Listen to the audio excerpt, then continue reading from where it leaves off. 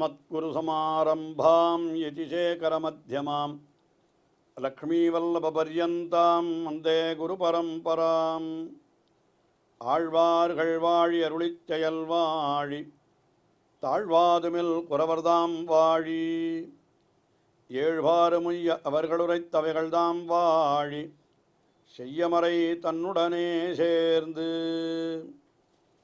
அகலகில்லே நிறையுமென் அலர்மேல் மங்கை உரை மார்பா நிகரில் புகழாய் உலகம் உன்னுடையா என்னையாழ்வானே நிகரிலமரர் முனிக்கணங்கள் விரும்பும் திருவேங்கடத்தானே புகழொன்னில்லாவடியேன் உன் அடிக்கீழமர்ந்து புகுந்தேனே அகில புவன ஜன்மஸ்தேம பங்காதிலீலே வினத விவிதபூதவ்ராதரக்ஷை கதீக்ஷே ஸ்ருதிசிரசி விதீப்தே பிரம்மணி ஸ்ரீனிவாசே பவது மம பரஸ்மின் சேமுஷி பக்திரூபா யோ நித்யமच्युतपदाम्बुजयुग्मरुग्मव्यामोहदस्तदितराणि तृणाय मेने अस्मद्गुरोर्भगवतोऽस्य दयैकसिन्धोः रामानुजस्य चरणौ शरणं प्रपद्ये श्रीमान् वेङ्कटनाथार्य कवितार्किककेसरी वेदान्ताचार्यवर्यो मे सन्निधत्तां सदा हृदि யதிராஜர் என்று போற்றப்பெறுகின்ற எம்பெருமானார் ஸ்ரீ பாஷ்யக்காரர் ஸ்ரீ ராமானுஜர் அவரை குறித்து 70க்கும் மேற்பட்ட ஸ்லோகங்கள் கொண்ட ஸ்தோத்திரத்தை அருளி செய்திருக்கிறார் வேதாந்த தேசிகன். அதுதான் யதிராஜ சப்ததி என்றே வழங்கப் பெறுகிறது. இந்த யதிராஜ சப்தத்தியிலே எம்பெருமானாருடைய பல பல பெருமைகளை எல்லாம் அருளி செய்து கொண்டு வந்தவர். கீழே 24, 25 ஆகிய 2 ஸ்லோகங்களிலே அந்த ஸ்ரீ ராமானுஜருடைய ஞானமுத்திரையோடு எழுந்தருளியிருக்கிற தோற்றம் அதை மிக அற்புதமாக மனக்கண்ணாலே கண்டு அனுபவித்தார் என்றே சொல்லலாம், அல்லது நேரே திவ்யதேசங்களிலே சேவித்து அனுபவித்தார்னு சொல்லலாம். அப்படி அந்த எம்பெருமானார் ஞானமுத்திரையோடு எழுந்தருளியிருப்பது எப்படி இருக்கிறது என்று பார்த்தால், ஒரு முறை சொல்லுகிற பொழுது அறியாமையாகிற இருளை அகற்றிவிட்டு நெஞ்சிலே ஞானமாகிற சித்திரத்தை எழுதுவது போலே இருக்கிறது என்று அதை ஒரு ஸ்லோகத்திலே 24வது ஸ்லோகத்திலே தெரிவித்தார். அதற்கு அடுத்தபடியாக 25வது ஸ்லோகத்திலே என்ன தெரிவித்தார்? உபனிஷத்துக்களினுடைய ஆழத்திலே பொதிந்து கிடக்கக்கூடிய சூக்ஷ்மமான அர்த்தங்களை எடுத்து என்னுடைய நெஞ்சிலே இவர் வைக்கிறார் என்று அப்படி சொல்லுகிறார்.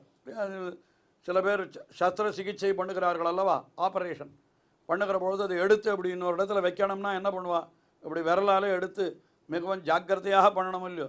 அதனால் எம்பெருமானாருடைய ஞானமுத்திரையும் கூட உபநிஷத்துக்களிலே உள்ளே பொதிந்து கிடக்கக்கூடிய ரொம்ப சூக்ஷ்மமான அர்த்தத்தை அப்படி எடுத்து அவர் என்னுடைய நெஞ்சிலே வைக்கிறார், அதற்காகத்தான் அப்படி ஞானமுத்திரையோடு எழுந்தொழியிருக்கிறார் போலும் என்றெல்லாம் கீழே 24, 25 ஆகிய ஸ்லோகங்களிலே அந்த ஞானமுத்திரையை கொண்டாடினார்.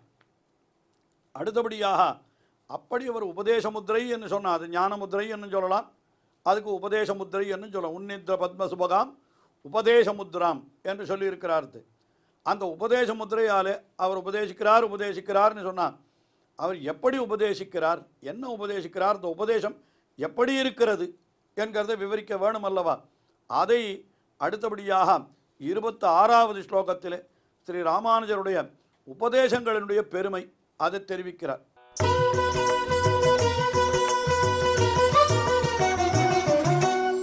ஆகர்ஷணானி நிகமந்த சரஸ்வதீனாம் உச்சாடனானி பகிரந்தருபப்ளவானாம் பத்யானி கோரபவசம்ஜ்வர பீடிதானாம் ஹிருத்யானி பாந்தி யதிராஜமுனேர் வச்சாம்சி.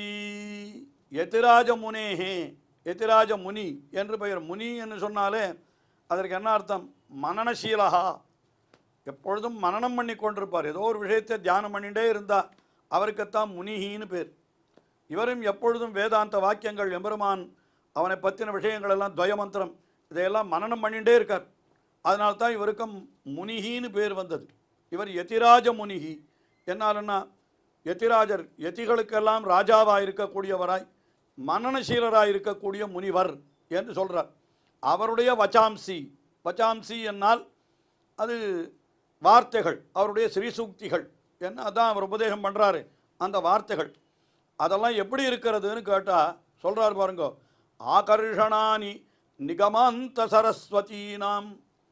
நிகமாந்த சரஸ்வதி, சரஸ்வதி என்னால் வாக்குகள், நிகமாந்தம் என்னால் நிகமம் என்னால் வேதங்கள், நிகமாந்தம் என்று சொன்னால் வேதங்களுடைய முடிவு பகுதியாக இருக்கக்கூடிய வேதாந்தம். நிகமாந்தம் என்னாலும் வேதாந்தம் என்னாலும் பொருள் ஒன்று தான். அப்போ வேதத்தினுடைய முடிவில் இருக்கக்கூடிய உபனிஷத்துக்கள்.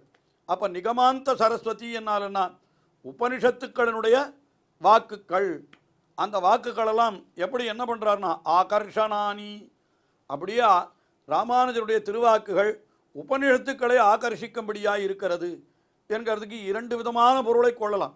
சாதாரணமாக என்ன பொருள் கொள்ளலாம்னா, அப்படியே எப்படி மேகங்களானவை கடலுக்கு உள்ளே போய் அந்த தண்ணீரை ஆழி உள்புக்கும் மருந்து கொடு ஆர்த்தி ஏரி என்று சொல்லுகிறா போல, அந்த தண்ணீரை எப்படி தாங்கள் ஆகர்ஷித்து அந்த மேகங்கள் தங்களுக்குள்ளே இழுத்து கொண்டு வந்து மற்றவர்களுக்கு வர்ஷிக்கிறதோ, அதுபோல எம்பெருமானாரும் கூட தம்முடைய திருவாக்குகள் என்ன பண்ணுறாருன்னா, அந்த உபநிஷத்துக்களில் இருக்கக்கூடிய வார்த்தைகளை அப்படியே கொண்டு வந்து வர்ஷிக்கிறார். அதை ஆகர்ஷித்து நன்றாக அதை கிரசித்து அதை இழுத்து நமக்கு கொண்டு வந்து கொடுக்கிறார் என்று முதல் பொருள் சொல்லலாம். அதாவது எம்பெருமானாருடைய நூல்கள், ஸ்ரீபாஷ்யம் முதலான நூல்களை எடுத்து பார்த்தால் பல இடங்களிலே அவர் அருளி செய்கிற அந்த வார்த்தைகள் எல்லாம் அப்படியே உபநிஷத்துக்களில் இருக்கிற வார்த்தைகளாகவே அமைந்திருக்கும். அப்படி அந்த வார்த்தைகளை கொண்டே தம்முடைய வாக்கியங்களை அமைத்து கூட எம்பெருமானார் பல இடங்களிலே அர்த்தங்களை காட்டி இருக்கிறார். ஆகையினாலே எம்பெருமானார் என்ன பண்ணுகிறார், நிகமாந்த சரஸ்வதீனாம் ஆகர்ஷணானி வாசாம்சி. தம்முடைய சீசூக்திகள் நிகமாந்த கருத்துக்களை, வேதாந்த கருத்துக்களை எல்லாம் தனக்குள்ளே இழுத்து கொண்டு அப்படியே கொண்டு வந்து நமக்கு கொடுப்பவைகளாக இருக்கின்றன என்று அப்படி ஒரு அர்த்தம் சொல்லலாம். இன்னொரு அர்த்தம், ஆகர்ஷணம் என்னால் என்ன, என்னால் எம்பெருமானார் ஒரு விஷயத்தை சொல்ல வேணும் என்று நினைத்தால் அவருக்கு எந்த உபனிஷத் வாக்கியத்தை சொல்லணும்னு இவர் நினைக்கவே வேண்டாம். அந்தந்த உபனிஷத் வாக்கியங்கள் தானே இவரிடத்தில் வந்து சேருமா. அப்படியே இவருடைய வாக்கு அந்த உபனிஷத் வாக்கியங்களை ஆகர்ஷித்து விடுகிறது. என்னால் என்ன அர்த்தம், உபனிஷத் வாக்கியங்களும் இவருடைய வாக்கில் வந்து முட்டி மோதுகின்றது. நான் முந்தி நீ முந்தி என்று அகமகமிக்கையா என்று சொல்லுவார்களே, அதுபோல எம்பெருமானாருடைய திருவாக்குகளிலே என்ன வரும்னு கேட்டால் உபனிஷத் வாக்குகள் தானே வரும். அது இந்த வாக்குகளெல்லாம் இவர் தேடி எடுத்து அப்படி சொல்லணும்னு அவசியமே கிடையாது. உபனிஷத் வாக்குகளை என்ன பண்ணோம், உபனிஷத் வார்த்தைகள், இந்த சிறு சூக்திகள், அந்த நிகமாந்த சரஸ்வதி அவைகளே என்ன பண்ணுகிறதுன்னா இந்த ஓடி வருகிறதாம். ஸ்ரீ ராமானுஜருடைய திருவாக்கிலிருந்து நாம் வெளிவர வேண்டும், அவர் இதை சொல்ல வேண்டும், நம்மை சொல்ல வேண்டும், நம்மை சொல்ல வேண்டும் என்று ஒரு வாக்கியமும் அப்படி வந்து நிற்கிறது என்ன அப்படி சொல்கிறார் அவர். அதுக்கு மேலே அது அப்படி அவருடைய திருவாக்கிலிருந்து உபனிஷத் வாக்கியங்கள் வருகிறதே, அது என்ன பண்ணுகிறது என்னால் அதை சொல்லுகிறார். உச்சாடனானி பகிரந்தர் உபப்ளவானாம். அது என்ன பண்ணுகிறது என்னால் பகிஹி அந்தஹா உபப்ளவம் என்னால் நமக்கு உள்ளேயும் வெளியேயும் உபதிரவங்கள் நிறைய ஏற்படும். நம்முடைய உடலிலே கூட நோய் ஏற்படுகிறது. அதற்கு வைத்தியர் மருந்து கொடுப்பார். அப்படி மருந்து கொடுக்குற பொழுது என்ன கொடுப்பார், சில மருந்துகள் ஏதோ தோலிலே நமக்கு ஒரு ஏதோ ஒரு குறை ஏற்பட்டிருக்கிறது. வைத்தியர் இடத்துல போனால் என்ன பண்ணுவார்னா முதல்ல 2 மருந்து கொடுக்குறார். ஒன்று உள்ளுக்கு, ஒன்று வெளியிலே போடுவதற்கு என்று சொல்கிறார். ஒன்று வெளியிலே, அது எந்த இடத்துல நமக்கு காயம் ஏற்பட்டிருக்கிறதோ அந்த இடத்துல போடணும். அதனால் உள்ளுக்குள்ளே அந்த ரத்தத்தில் அது போய் எதுவும் கெடுதல் பண்ணக்கூடாது. அதுக்காக உள்ளுக்கும் மருந்து கொடுப்பார். ஆக வைத்தியன் மருந்து கொடுக்குற பொழுது உள்ளுக்கும் கொடுக்குறான், வெளிக்கும் கொடுக்குறான். அதுபோல் எம்பெருமானாருடைய சிறு சூக்திகளும் என்ன ஆகிறதுன்னு கேட்டால் பகிஹி அந்தஹா உபப்ளவானாம் உச்சாடனானி, அத்தையும் துரத்தி விடுகிறது. நமக்கு உள்ளுக்கும் உள்ளேயும் வெளியிலேயும் இருக்கக்கூடிய உபதிரவங்கள், நமக்கு உள்ளே இருக்கக்கூடிய உபதிரவம் என்னால் நெஞ்சிலே இருக்கக்கூடிய அறியாமை இருக்கிறதே, அதுதான் உள்ளே இருக்கக்கூடிய உபதிரவம். அந்த உபதிரவத்தை ஸ்ரீ ராமானுஜருடைய ஸ்ரீசுக்திகள் ஓட்டி விடுகின்றன. என்ன காரணம், நமக்கு அந்த அறியாமை, ராமானுஜருடைய ஸ்ரீசூக்திகளை நன்றாக நாம் கற்றோமானால் நமக்கு என்ன ஏற்படுகிறது, நல்ல ஞானம் ஏற்பட்டால் அந்த ஞானத்தின் காரணமாக அறியாமை, நம்முடைய நெஞ்சுக்கு உள்ளே இருக்கிற அறியாமை விலகி விடுகிறது. அது எல்லாருக்கும் தெரிஞ்ச விஷயம். இன்னும் வெளியிலேயும் கூட நமக்கு விரோதி என்னால் என்ன விரோதி, இந்த உலகத்திலேயே இருக்கக்கூடிய விஷயங்கள், அதிலே நமக்கு ஏற்படக்கூடிய பற்றுகள், இதெல்லாம் வெளி விரோதின்னு சொல்லணும் இல்லையா. அவர்களில் இந்த சப்தாதி விஷயங்களிலே நமக்கு ஏற்படக்கூடிய ஆசை, அதையும் கூட ராமானுஜருடைய உபதேசங்கள் நமக்கு நீக்கி விடுகிறது அல்லவா? என்ன பண்ணுகிறது? பகவான் ஒருவனைத்தான் நாம் பற்ற வேணும், அவனுக்கு தொண்டு செய்வதுதான் உயர்ந்த பயன். இந்த உலகத்தில் இருக்கிற விஷயங்கள் இதெல்லாம் உபநிஷத்துக்களிலே தெரிவிக்கப்பட்ட அர்த்தங்கள் தான்.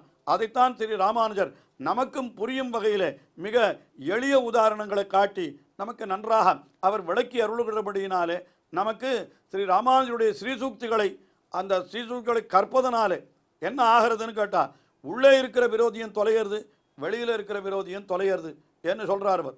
இதெல்லாம் அது மட்டும் இல்லை, அதுக்கு மேலே மிகவும் இன்னும் விசேஷமாக ஒன்று சொல்லுகிறார். என்ன பண்ணுகிறார்னா, அந்த ராமானுஜருடைய ஸ்ரீசூக்திகளெல்லாம் எப்படி இருக்கிறதுனா, பத்யானி கோரபவ சம்ஜுர பீடிதானாம். அது எப்படி இருக்கிறதுனா பத்யானி என்கிறார். பத்தியம், பத்தியம் என்னால் தெரியும் எல்லாருக்கும், அதாவது ஆகாரத்தில் சில கட்டுப்பாடுகள், அதற்குத்தான் பத்தியம்னு பேர். இல்லை மருந்து என்பது கூட சொல்லலாம். இந்த மருந்துகள்லாம் என்ன பண்ணணும்னு கேட்டால், நோய் நாடி நோய் முதல் நாடி என்று சொல்லுவார்கள். அந்த உள்ளுக்குள்ளே போய் அந்த நோய்க்கு எது மூல காரணமோ அந்த மூல காரணத்தையும் அந்த மருந்து தொலைத்து விடுகிறது. அதுபோல் நமக்கு எம்பெருமானார் கொடுக்கக்கூடிய இந்த உபதேசமாகிறது, அது ஒரு மருந்து. அது பத்தியானி மருந்து. அது என்ன பண்ணுகிறதுனா, கோரபவ சம்சார ஜுவரபீடிதானாம் ஹிருத்யானி. அதாவது என்னன்னா, அதாவது கோர ஜுவர பீடித்த அது பீடித்தானாம் பத்தியானி. அந்த பிறவி என்னும் நோய்க்கு மருந்தாயிருப்பதும் ஸ்ரீ ராமானுஜருடைய ஸ்ரீசூக்திகள் தான். அதாவது பிறவி என்னும் நோய்க்கு மருந்துன்னா என்ன, நமக்கு இனிமேல் பிறவியே ஏற்படாத வண்ணம் ஸ்ரீ ராமானுஜர் நமக்கு உபதேசிக்கிற உபதேசத்தை எல்லாம் நாம் நன்றாக அறிந்து கொண்டோமானால் நமக்கு மறுபடியும் இன்னொரு பிறவி என்பது கிடையவே கிடையாது. ஆயினாலே கோரமாக இருக்கக்கூடியதான பவசம்ஜுவரம், பவமாகிற அதாவது சம்சாரம் உலக வாழ்க்கையாகிற ஒரு ஜுவரம் நம்மை பீடித்திருக்கிறது.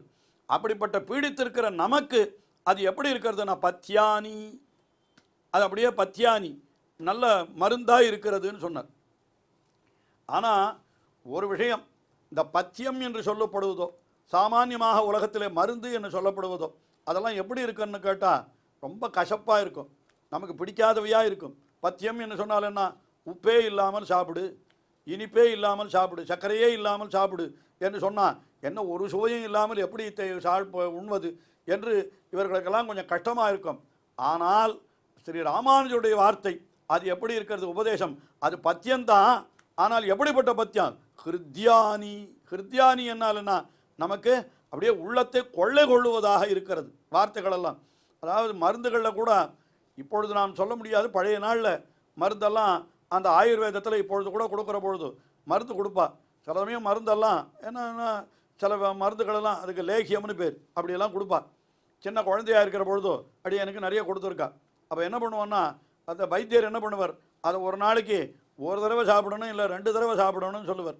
ஆனால் நாம் என்ன பண்ணுவோன்னா பெரிய இடத்துல போய் அப்பப்போ கழிப்போம், அந்த லேகியம் இன்னும் கொஞ்சம் கொடு, இன்னும் மருந்து கூட சாப்பிட்றதுக்கு இனிமையானதாக இருந்ததுன்னு வைத்துக் கொள்ளுங்கள். ஒரு தடவை சாப்பிடுன்னு சொன்னால் கூட 4 தடவை சாப்பிடணும்னு நமக்கே ஆசை உண்டாகும் அல்லவா. சில மருந்தை தேனிலே குழைத்து கொடுப்பார்கள், அந்த ஆயுர்வேத மருந்து. அப்போ தேனிலே குழைத்து கொடுக்குற பொழுது அது மிக இனிமையாக இருக்கிறது. ஆஹா, கசப்பான மருந்து கூட தேனிலே குழைத்தால் இனிமையாக இருக்கிறது. அதுபோல் கசப்பாக இருக்கக்கூடிய உபனிஷ் தத்துவங்களும் எம்பெருமானாருடைய வார்த்தைகள் வழியாக வருகிற பொழுதோ எம்பெருமானாருடைய ஸ்ரீசூக்திகள் என்பவை தேனாக அங்கே அமைந்து அந்த மருந்து தேனிலே குழைக்கப்பட்டு நமக்கு வருகிறபடியினாலே அந்த ஸ்ரீசூக்திகள் எப்படி இருக்கின்றன, ஹிருத்யானி. ஹிருத்யானி என்னாலனா மனதை கொள்ளை கொள்ளும்படியாக இதெல்லாம் அப்படியே மருந்தாகவே கொள்ளலாம். வைத்தியர் கொடுக்கிறார், ராமானுஜர் ஒரு சிறந்த வைத்தியர். அவர் என்ன கொடுக்கிறார், நமக்கு சம்சார பீஜத்திற்கு ஒரு பத்தியமான மருந்தை கொடுக்கிறார். ஆனால் அது ரொம்ப இனிமையான மருந்து. அந்த மருந்து என்ன பண்ணுகிறதுன்னா, வைத்தியர் கொடுக்குற மருந்து சரீரத்துக்கு உள்ளே இருக்கிற வியாதியையும் போக்குறது, சரீரத்துக்கு வெளியில் இருக்கிற வியாதியையும் போக்குறது. அதே போல் ராமானுஜர் கொடுக்குற எதிராஜர் கொடுக்குற மருந்து அவருடைய ஸ்ரீசூக்திகள் தான். அந்த ஸ்ரீசூக்திகள் நமக்கு சரீரத்துக்கு உள்ளே இருக்கிற அறியாமையையும் போக்குகிறது, வெளியிலே இருக்கிற உலக பற்றையும் நீக்குகிறது. அது எப்படி அது வந்ததுன்னு கேட்டால், நிகமாந்த சரஸ்வதி நாம் ஆகர்ஷணானி. எப்படி மருந்தானது பல இடங்களிலிருந்து மூலிகைகளை சேகரித்து அந்த வைத்தியன் மருந்தை கொடுக்குறானோ, அதுபோல ஸ்ரீ ராமானுஜருடைய அந்த ஸ்ரீசூக்தியும் எப்படிப்பட்டதுன்னா பல பல வேத வாக்கியங்களிலிருந்து வேதாந்த வாக்கியங்களிலிருந்து சேகரிக்கப்பட்டது. ஆக நிகமாந்த சரஸ்வதி நாம் ஆகர்ஷணானி, பகிரந்தர உபப்புலவானாம் உச்சாடனானி, சம்சார பீடித்தானாம் பத்தியானி என்று வைத்தியர் பண்ணக்கூடிய அத்தனையும் இவருடைய ஸ்ரீசூக்தியே பண்ணுகிறது. அப்படி யதிராஜ முனேகே வச்சாம்சி பாந்தி, பாந்தி என்னால் நன்றாக பிரகாசிக்கிறது, விளங்குகின்றன என்று இந்த ஸ்லோகத்தில் ஸ்ரீ எம்பெருமானாருடைய அந்த ஸ்ரீசூக்திகள், அவருடைய திருவாக்குகள் எவ்வளவு நமக்கு நன்மை செய்கிறது என்பது இந்த ஸ்லோகத்தில் அனுபவித்தார் வேதாந்த தேசிகன். தொடர்ந்து அவருடைய ஸ்ரீசூக்திகளை அனுபவிப்போம். ஸ்ரீயக்காந்தாய கல்யாண நிதையே நிதையேர்த்தினாம் ஸ்ரீவேங்கட நிவாசாய ஸ்ரீனிவாசாய மங்களம். ஸ்ரீமத் சுந்தர ஜாமாதர் முனிமான் சவாசினே சர்வலோக நிவாசாய ஸ்ரீனிவாசாய மங்களம்.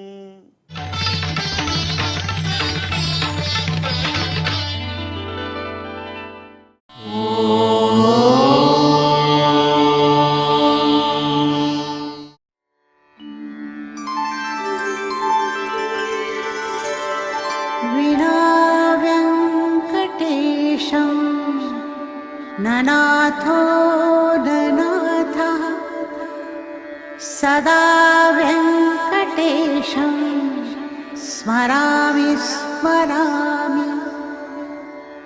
हरे वेङ्कटेश प्रसीद प्रसीद. प्रियं वेङ्कटेश प्रयच्छ प्रयच्छ.